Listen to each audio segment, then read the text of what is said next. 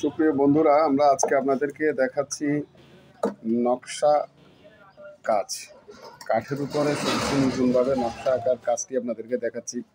আমাদের গ্রামে দুইজনই নকশা আঁকার শ্রমিক, তারা সুন্দরভাবে কাজ করতেছে।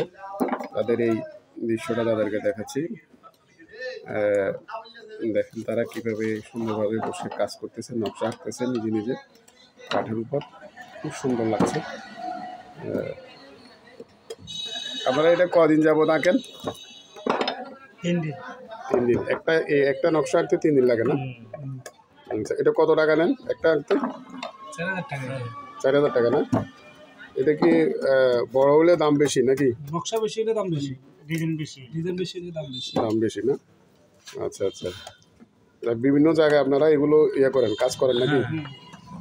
প্রিয় দর্শক, আপনাদেরকে দেখালাম, আপনাদের সাথে কথা বললাম, শোনালাম যে আপনারা দেখেন এটা হলো যে হাতের সাহায্যে করা, একেবারে নিজের হাতেই।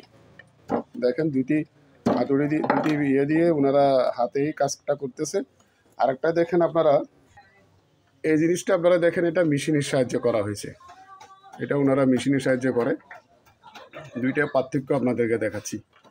একটা হলো যে হাতে, আর একটা হলো যে মেশিনের সাহায্যে। আপনাদের কাছে এই ভিডিওটি ভালো লাগলে লাইক, কমেন্ট, শেয়ার দিয়ে আমাদের সাথে থাকবেন। ধন্যবাদ।